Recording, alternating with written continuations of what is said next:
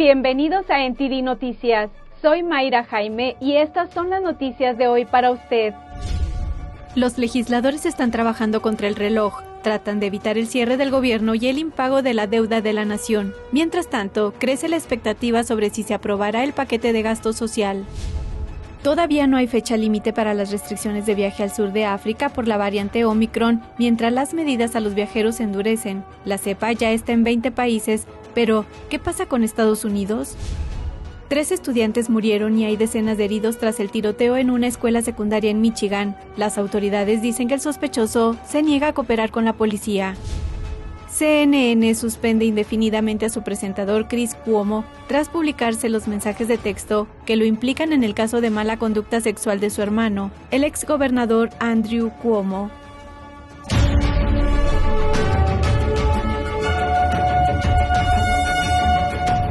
Hola, nuevamente bienvenidos. Como ustedes saben, YouTube desmonetizó nuestro canal, pero eso no va a detenernos. Nuestro compromiso es seguir trayendo las noticias de forma honesta y veraz. Síganos por redes sociales y por Epoch TV en nuestro programa completo sin censura. Encontrará el enlace en la descripción. Y comenzando con nuestro programa, el reloj sigue corriendo para los legisladores que trabajan para evitar un cierre del gobierno esta semana y tratan de asegurarse de que el Tesoro no se quede sin dinero en un par de semanas. El senador Mitch McConnell dijo el martes que los republicanos están trabajando con los demócratas para evitar un cierre federal parcial y para mantener los fondos del gobierno más allá de la noche del viernes. No vamos a cerrar, creo que vamos a llegar y ciertamente nadie debe preocuparse por un cierre del gobierno. Los legisladores también se enfrentan a un plazo para el límite de deuda, comúnmente llamado techo de deuda. El Departamento del Tesoro proyecta que podría quedarse sin efectivo en 2 semanas. Si los legisladores no aumentan o suspenden el límite de endeudamiento, Estados Unidos podría correr el riesgo de incumplir sus obligaciones de deuda por primera vez. El expresidente Trump sugirió que los republicanos lo usen como palanca para descarrilar la agenda de gastos del presidente Biden. Trump escribió el martes que McConnell debe estar preparado para usar el techo de deuda para acabar con el nuevo proyecto de ley de gasto social de los demócratas que cambiará nuestro país para siempre. McConnell, en cambio, espera que un demócrata del Senado vote en contra de la agenda de gastos de Biden. Ni un solo republicano en el Senado va a votar a favor de esta imprudente ola de impuestos y gastos. Todos sabemos que solo haría falta un demócrata para hundirlo. Todas las miradas están puestas en el demócrata centrista Joe Manchin. Cuando se le preguntó por el proyecto de ley de gastos de Biden, volvió a plantear su preocupación por la inflación. La inflación es ahora más que transitoria. Descubrimos que no es transitoria y además tienes esta nueva cepa de COVID que tanto preocupa. Nadie sabe qué efecto va a tener. Encima tienes la inflación. Así que todas estas cosas dan pie a una pausa.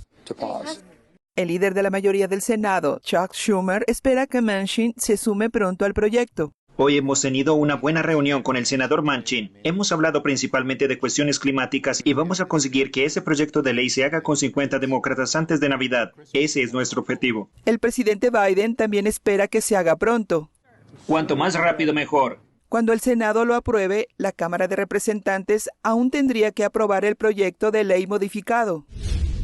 El presidente Biden dijo que Estados Unidos evaluará las restricciones de viaje desde el sur de África semana a semana. Esto se produce en un momento en que los CDC están endureciendo sus normas de control para los viajeros internacionales en relación con la nueva variante Omicron. Biden hizo estos comentarios mientras abandonaba Minnesota el martes.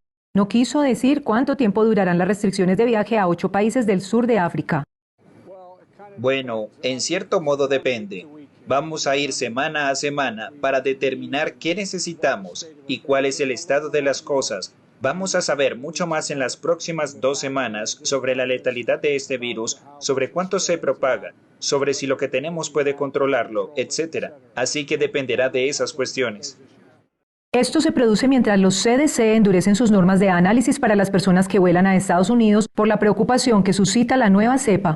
La Agencia de Salud dijo en un comunicado que está tratando de revisar su actual orden de pruebas globales a medida que aprenden más sobre Omicron. La orden revisada requerirá que los viajeros internacionales se hagan la prueba un día antes de viajar hacia Estados Unidos. Los científicos siguen tratando de determinar qué amenaza supone la variante. Así que los CDC están considerando una serie de medidas. En este momento, no ha decidido del todo lo que va a implementar, pero creo que algunas de las medidas que considera tendrán un impacto sustancial en nuestra capacidad para detectar el virus antes de que llegue aquí. Esto ocurre mientras más países aseguran sus fronteras ante la incertidumbre sobre la rapidez con la que se propaga Omicron y sobre si las vacunas protegen contra esta variante. Por ejemplo, Japón y Hong Kong dijeron que están ampliando las restricciones de viaje. Japón informó de su segundo caso de Omicron el miércoles. La nueva cepa se encontró en 20 países, pero no en Estados Unidos. Los casos confirmados hasta ayer eran 205 en 18 países y esta misma mañana aumentaron a 226 en 20 países. Y creo que es de esperar que estas cifras cambien rápidamente. La doctora Rochelle Walensky dijo que la variante Delta sigue siendo la cepa predominante en circulación. Un adolescente sospechoso de disparar mortalmente a 3 estudiantes y herir a decenas más en una secundaria de Michigan disparó el martes hasta 20 veces. Las autoridades dicen que se niega a cooperar con la policía tras ser detenido. Un chico y 2 chicas murieron en el tiroteo en la secundaria de Oxford, en Michigan. Otras 8 personas, incluida una profesora, sufrieron heridas de bala. El subsheriff del condado de Oakland, Mike McCabe, dijo el martes por la noche que 2 personas estaban en el quirófano y 6 se encontraban en condición estable. También elogió la actuación de sus ayudantes. Se vio en algunas situaciones en que los oficiales o ayudantes no entraron, aseguraron sus posiciones o esperaron afuera. Después de observar algunas de esas situaciones, se lo dejé muy claro a nuestro equipo. Si ellos llegan primero, su trabajo es entrar y neutralizar la amenaza. Si yo llego primero, entraré. Si llegamos juntos, entraremos los dos. McCabe dijo que los agentes recibieron una avalancha de llamadas al 911 sobre un tirador activo en la secundaria de Michigan en torno a las 12:55 horas. Los agentes no esperaron para entrar en la escuela. No habrá lo de asegurar posiciones, y estoy orgulloso de decir que eso es lo que ha ocurrido hoy. Entraron y buscaron la amenaza. Fueron a los disparos. El presunto tirador es un estudiante de 15 años. Se cree que actuó solo y no se resistió al arresto. McCabe añadió que el joven de 15 años se niega a cooperar con la policía y exigió su derecho a un abogado. Las autoridades no han revelado la identidad del sospechoso ni el motivo, aunque dijeron que recuperaron una pistola semiautomática y varios cargadores. Estaba cargada en ese momento y aún tenía 7 cartuchos de municiones. Cuando se la quitaron, tenía un arma de fuego cargada y venía por el pasillo. Eso, de nuevo, creo que interrumpió lo que potencialmente podrían haber sido 7 víctimas más. La fiscal del condado de Oakland, Karen McDonald, dijo en un comunicado que el sospechoso permanecerá bajo custodia a la espera de los cargos correspondientes. La Corte Suprema comenzará a escuchar hoy los argumentos orales sobre el caso Roe versus Wade, referidos a una ley de Mississippi que prohíbe la mayoría de los abortos después de las 15 semanas. Un profesor universitario explica a NTD por qué esta impugnación es tan importante.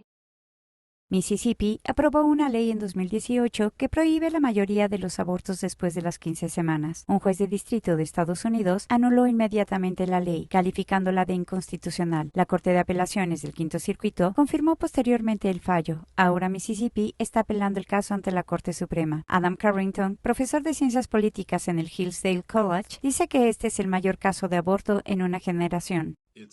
Es la primera vez desde 1992 que la Corte acepta una reconsideración de Roe versus Wade y Planned Parenthood versus Casey, las principales opiniones que defienden el derecho al aborto en Estados Unidos. Desde entonces, desde 1992, básicamente todos los casos se desarrollaron dentro de ese marco. Esta es la primera vez que parece que la Corte está dispuesta a retroceder significativamente o incluso a anular esos casos, repito, en una generación. La fiscal general de Mississippi, Lynn Fitch, pidió a la Corte Suprema que anulara el caso Roe versus Wade. Escribió que la conclusión de que el aborto es un derecho constitucional no tiene ninguna base en el texto, la estructura, la historia o la tradición. Carrington explica lo que ocurriría si se anulara el caso Roe v. Wade. En realidad, Yo esperaría que los estados, dependiendo de sus inclinaciones, fueran en ambas direcciones. Muchos estados aprobarían leyes que restringirían enormemente el aborto y protegerían a los no nacidos de una manera que antes no podían. Y luego creo que se verán algunos estados siguiendo el ejemplo de Nueva York y California y codificando mayores protecciones para los abortos en las últimas etapas del embarazo también. Realmente se verá una separación entre estados rojos y azules en esto. El Centro para los Derechos Reproductivos representa en esta demanda a la Organización de Salud de la Mujer de Jackson, que es la última clínica de abortos que queda en Mississippi. Argumenta que la ley desafía décadas de precedentes de la Corte Suprema. Creo que hay una mayoría de la Corte que no habría decidido Roe de la forma en que se decidió originalmente y, por lo tanto, 5 que querrían verla anulada. Pienso que hay que mirar a los jueces como Kavanaugh y Roberts y tal vez Barrett, pero especialmente Kavanaugh y Roberts, y preguntar, ¿qué tan comprometidos están con los precedentes? ¿Y están dispuestos a ir con lo que pensaban que era originalmente la decisión correcta en lugar de lo que se volvió la decisión establecida en los últimos 50 años? La Corte Suprema también está estudiando otra ley de Texas que prohíbe la mayoría de los abortos desde que se detecta el latido del corazón del feto. Según Carrington, si la Corte confirma el caso Roe v. Wade, es poco probable que se ocupe de otra impugnación en un futuro próximo. Es difícil de sobreestimar. Es una decisión realmente trascendental y gran parte del futuro del debate sobre el aborto, del movimiento pro vida y de todo lo que conlleva va a depender de lo que hagan estos jueces en este caso. No se espera que las decisiones sobre los dos casos se produzcan hasta bien entrado el próximo año. El juicio de Ghislaine Maxwell continúa. Es la exnovia y antigua socia del condenado por pedofilia Jeffrey Epstein. El piloto privado de Epstein por casi 30 años subió al estrado y una supuesta víctima dio su testimonio. Jason Perry de NTD estuvo en la sala de la corte. Larry Wysocki subió al estrado esta mañana. Fue el piloto privado de Jeffrey Epstein desde 1991. También es piloto de helicópteros y llevaba a Epstein y a otras personas a la isla privada de Epstein en las Islas Vírgenes. Wysocki dijo que mantenía un manifiesto de pasajeros completo para todos los vuelos. Cuando se le preguntó por personas de alto perfil en los vuelos a la isla de Epstein, mencionó a Bill Clinton, Donald Trump, el príncipe Andrés y actores como Kevin Spacey y Chris Tucker. También dijo que nunca vio a ninguna mujer que pareciera tener menos de 20 años en un vuelo sin un padre o tutor legal, y declaró que no tenía conocimiento de ningún abuso sexual. Ahora bien, Maxwell también es piloto de helicópteros y también llevaba a Epstein y a otras personas a su isla. La primera presunta víctima que subió al estado utilizó un seudónimo, Jane, y quiso permanecer en el anonimato. Dijo que conoció a Maxwell y Epstein cuando asistió a un campamento de arte en Michigan. Jane tenía 14 años en ese momento y se sorprendió al saber que Epstein y Maxwell vivían en Palm Beach, Florida, donde Jane también residía. Según Jane, Epstein le dijo que tenía potencial y se ofreció a pagar su educación y le daba dinero con frecuencia cuando visitaba su mansión. Continuó diciendo que Epstein comenzó a abusar sexualmente de ella a la edad de 14 años y que Maxwell estuvo en la misma habitación durante gran parte de los abusos. Jane comenzó a llorar en el estrado durante su testimonio. Se espera que testifiquen otras 3 presuntas víctimas de abusos sexuales. Jason Perry, NTD Noticias, Nueva York. El exgobernador de Nueva York, Andrew Cuomo, acusado de un delito sexual menor, deberá comparecer ante la corte en enero, pero ahora el centro de atención se está desplazando hacia su hermano Chris y su papel en el escándalo. Tenemos la historia. En agosto, el presentador de la CNN, Chris Cuomo, dijo que se mantenía alejado del escándalo de su hermano. En ese momento, varias mujeres habían acusado al gobernador de Nueva York, Andrew Cuomo, de conducta sexual inapropiada. No soy un asesor. Soy un hermano. No tenía el control de nada. Estaba allí para escuchar y ofrecer mi opinión. Nunca ataqué ni animé a nadie a atacar a ninguna mujer que compareciera.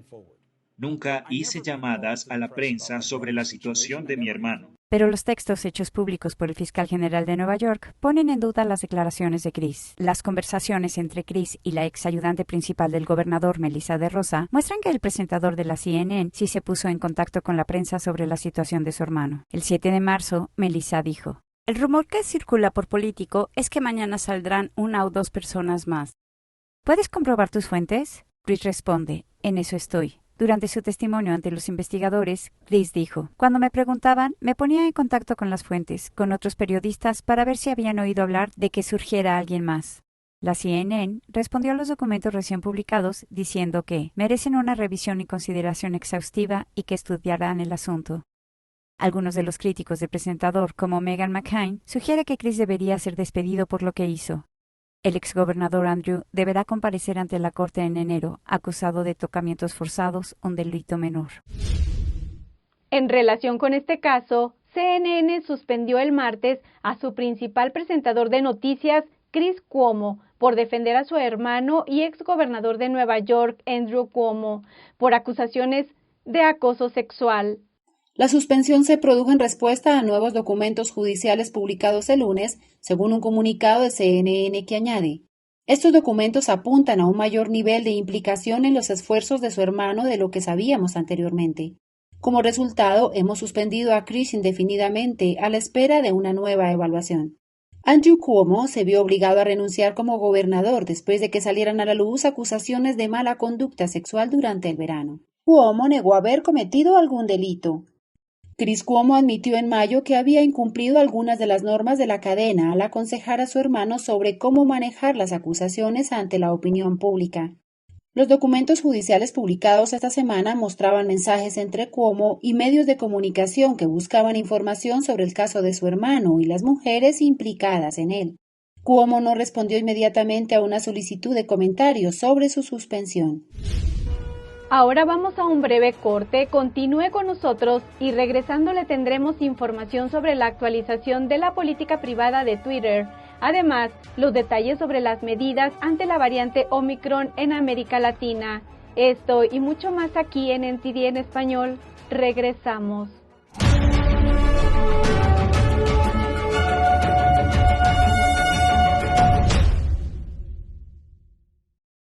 Las autoridades sanitarias chinas están soldando puertas de viviendas. En otros casos, las fijan con cadenas de hierro e incluso instalan alambres de púas en los pasillos de edificios. Pero ¿qué hay detrás de estas acciones extremas? Las medidas pretenden impedir que las personas salgan de sus casas, lo que es solo uno de los aspectos de los estrictos planes chinos de prevención y control del virus. Es lo que se conoce como política de 0 casos, un esfuerzo por eliminar completamente al COVID dentro de las fronteras chinas, y se pone en práctica desde el comienzo de la pandemia. En el informe especial de esta semana examinamos algunas de las medidas más draconianas de China contra la pandemia y analizamos lo que estas políticas de prevención realmente significan para el pueblo chino. No se lo pierdan, los esperamos en el canal de China en Foco de la plataforma Epoch TV del periódico Epoch Times en español.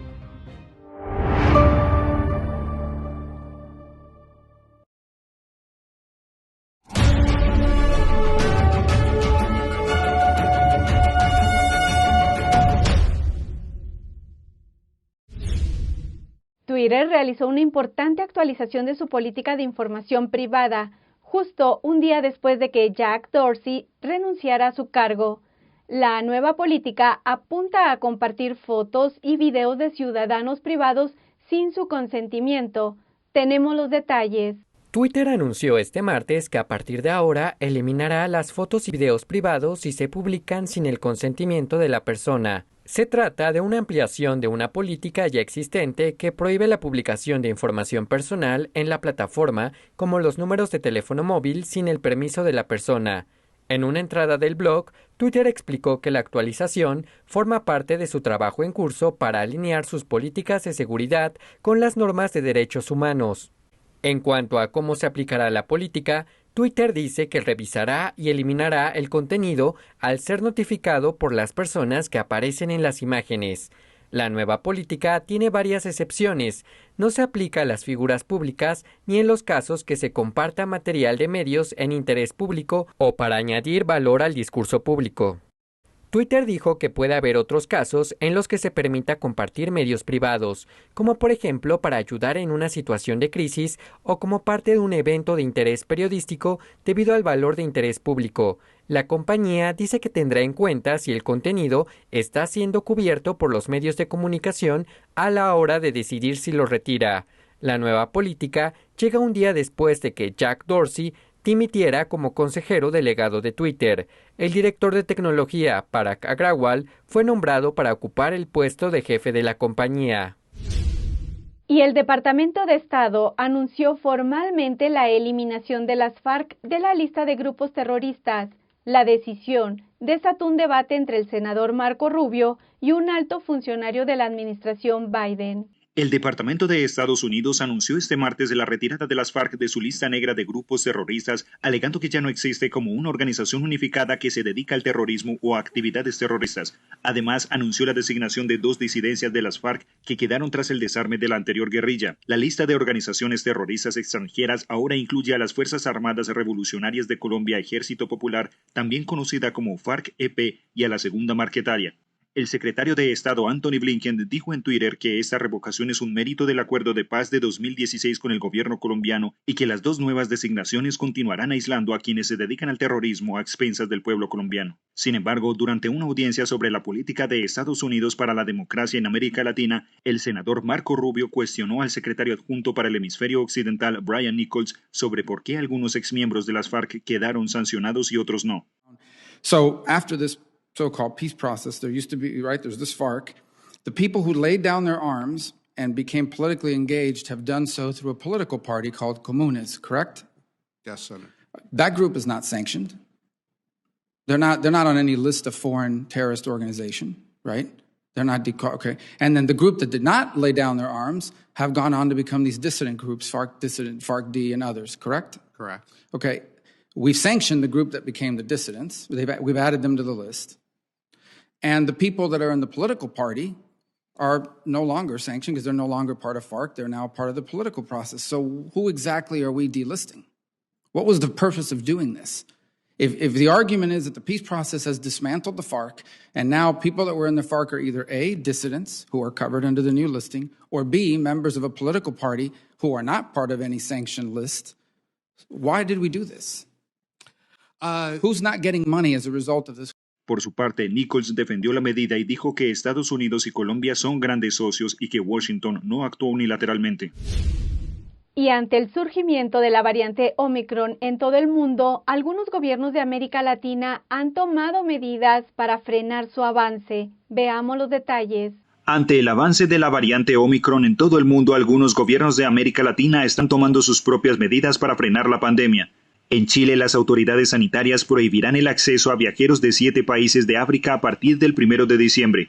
La restricción se aplicará para todos los extranjeros no residentes que hayan estado en Sudáfrica, Zimbabue, Namibia, Botsuana, Lesoto, Eswatini y Mozambique en los 14 días previos a su viaje a Chile. Por su parte, el presidente Iván Duque anunció el sábado que los viajeros que hayan llegado a Colombia desde África en los últimos 15 días deberán informar a las autoridades si presentan síntomas y someterse al aislamiento para su seguimiento y control.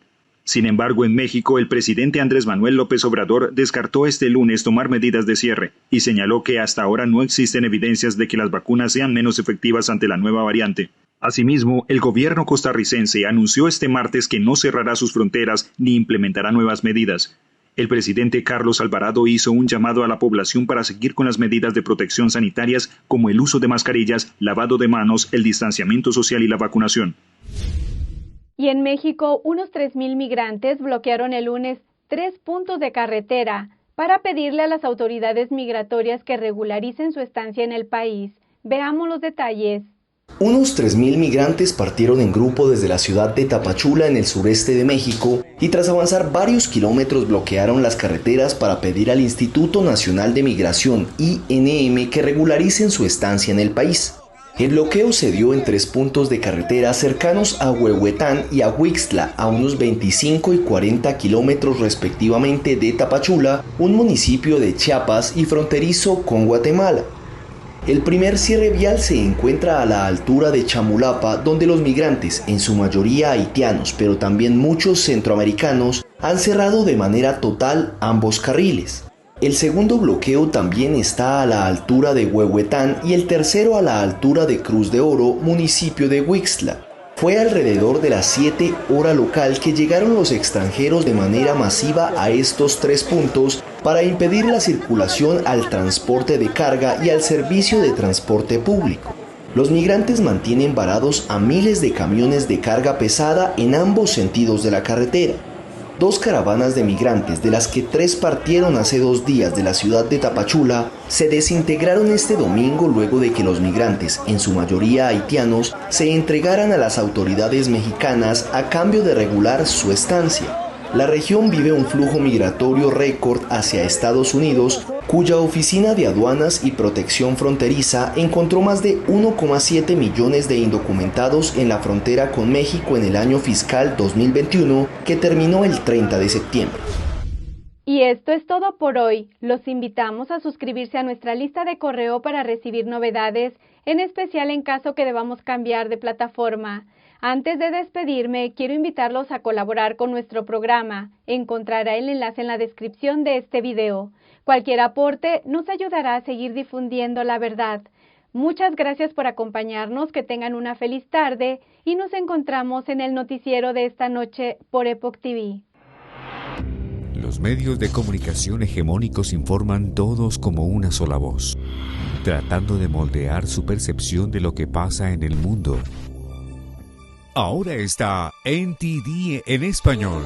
Bienvenido a NTD Noticias. Soy Mayra. Somos verdaderamente independientes.